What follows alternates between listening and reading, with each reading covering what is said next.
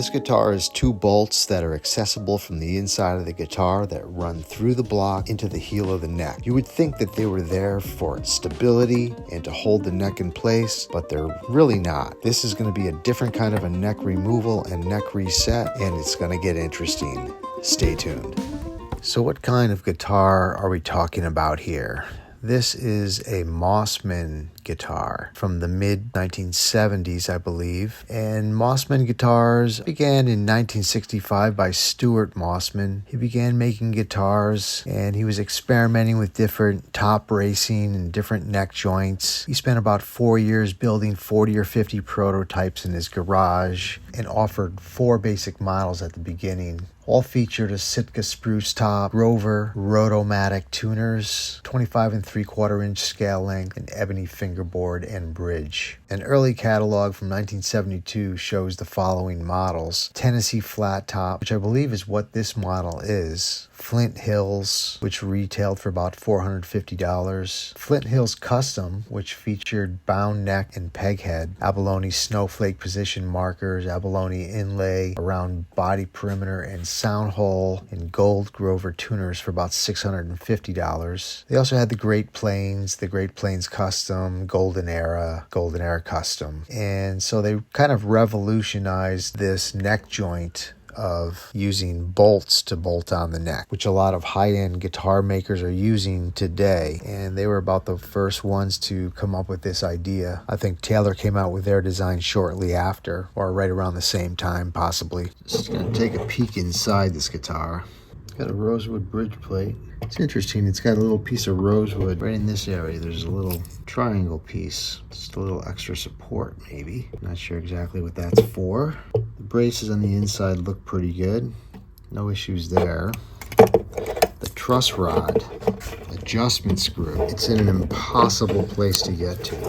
I don't know if they make a special wrench or what, but it's behind that kind of cross brace. It's inset. I don't know what size it is, maybe 5/16 or 3/8, but it is impossible to get to. So in order to do a neck reset, it's got a plate, kind of like a Taylor. It's got a piece of maple or mahogany. Behind that plate are 2 bolts. So this is a bolt-on neck, but it is glued together. So, and the word is, I think that plate there is glued on with contact cement. So, I'm gonna try to get that off first without breaking it, and then I can expose those 2 bolts. I've got this bridge plate removal tool, and if I can get this in there and get a little start between that plate and the neck block, just might be able to pry this off. I think I got it started. I got that tool just in that little seam and took a little piece of the corner off. Yeah, I told him I'll do my best to get that off without breaking it. I'm going to drop in a couple of drops of acetone. Just let that wick in there. See if that does anything. I think that loosened it. Yeah. That got it. One side. See if I can pry it off.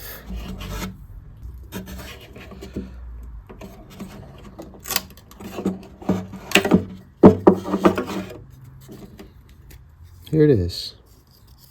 Came off. They put a little H pattern in case anybody's doing this at home.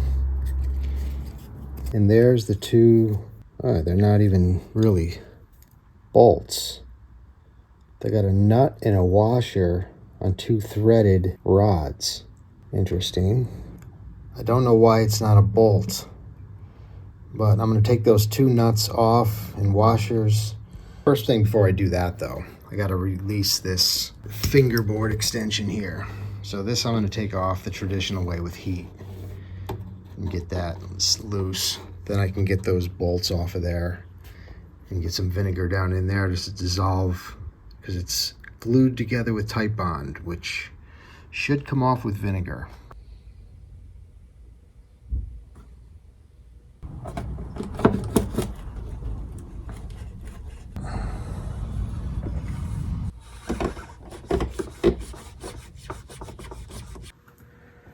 Now I got this guitar clamped.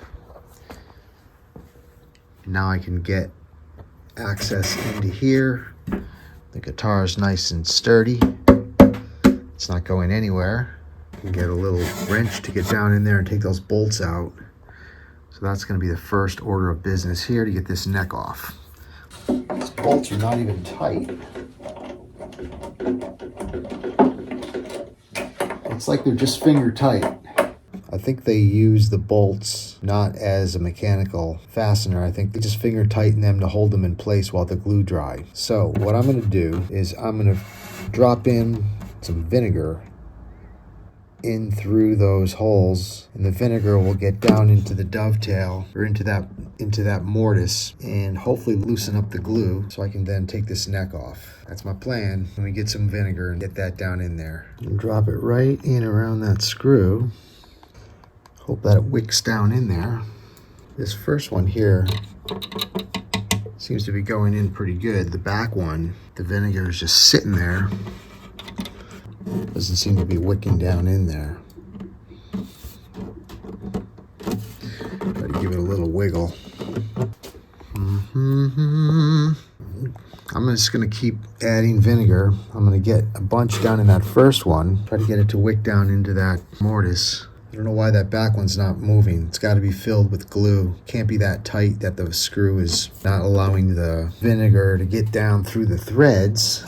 It's got to be filled with glue. So I'm just going to give this a little bit of time to set and see if it softens up the glue. I'll check back in with you as soon as I get a little bit of progress here. So I got the vinegar to go down in that hole, but now I'm just heating up this whole area here because heat does help tight bond as well, loosen up. So I'm just going to continue heating this up, get it nice and warm, get it nice and toasty, see how things go from here. Just want to make sure this extension is really loose. Seems to be just a little bit of tightness right down here, right at the end. The vinegar has gone down in there. I do see a little bit of remnants coming out the bottom. Appears to be. I think that's a good sign. It means it's making its way through there. Doesn't appear to have any looseness yet. Get a little bit more vinegar down in there. It's wicking down in there now in both holes. You can see it's coming all the way down the neck. You can see it's dripping on the floor. So it's definitely going through that block. Whether it's going to loosen up the glue or not, I don't know.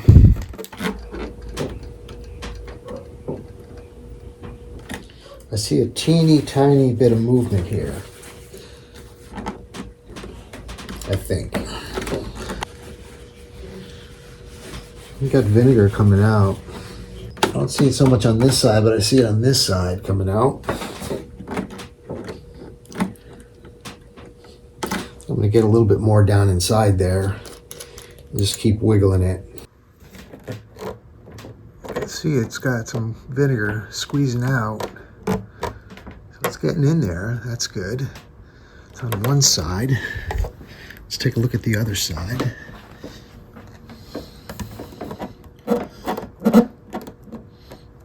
This side's dry as a bone. Nothing out that end either. So it's all coming out one side. The guitar is sitting perfectly upright. It's all coming out one side. Just the way it's loosening up. I'm going to try putting a little heat down inside.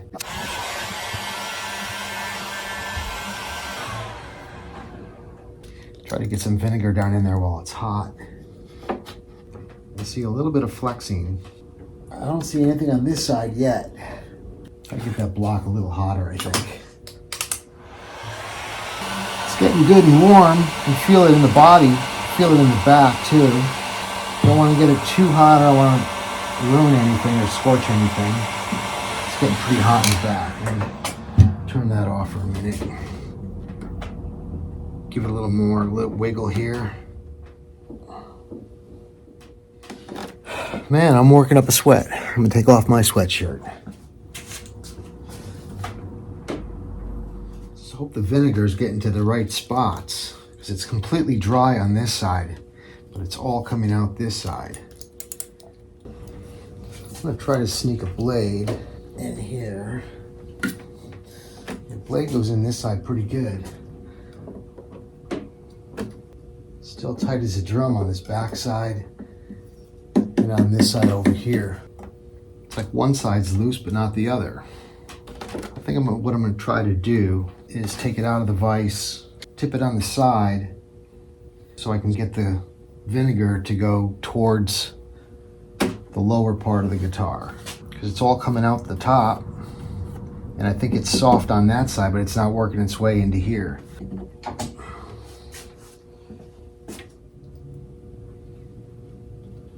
Tip it this way. See if it'll work its way down in there. I think I see some coming out this back side now.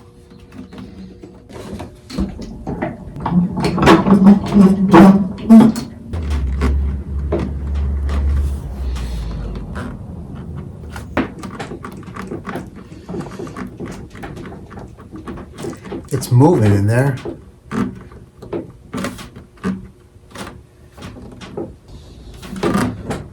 I'm starting to see some separation on this other side now. And I think that's a different side. No, this is the side that I'm not getting separation. Do I see anything? I'm seeing a little bit. I can just get a blade started in there. You can see I've got some movement.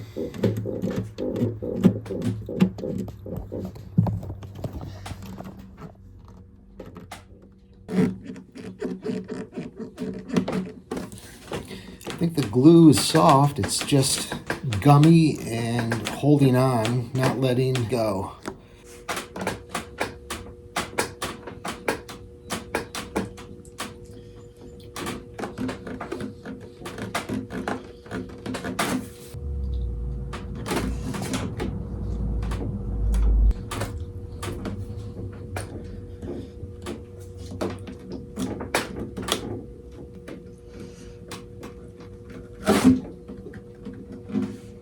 Well, there it is. I got it out. And it is a tapered mortise. See that?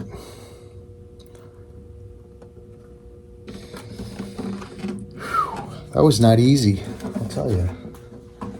That took over an hour, I bet. But the nice thing is it comes out with no damage whatsoever to the heel. And here's that elusive truss rod that you can't get to. So here's the two bolts, and they're down in there. I'm not sure how they're anchored in there because the thread stops there. Maybe it's got a wood thread from here into the heel. Here's a truss rod, and you can see it's loose. No tension. It's got 3 washers on it. I don't know. Why would you need 3 washers? Maybe to get this out of the little pocket that it sits in in the body, just to get a little more extension on it. Got to come up with some way to adjust this. There's no tool that gets in there. It doesn't work. Well, the neck is off. Next time, I'll be resetting the angle and figuring out a slightly different way to connect it. I think there's a way to put it back together without using any glue, just the bolts, and these bolts have to come out and be sort of redesigned a little bit using a different method. I think that's what I'm gonna do at this point. Stay tuned for next week, see what happens. Maybe next week. I might need a little time on this one. Catch you later. Thanks for watching.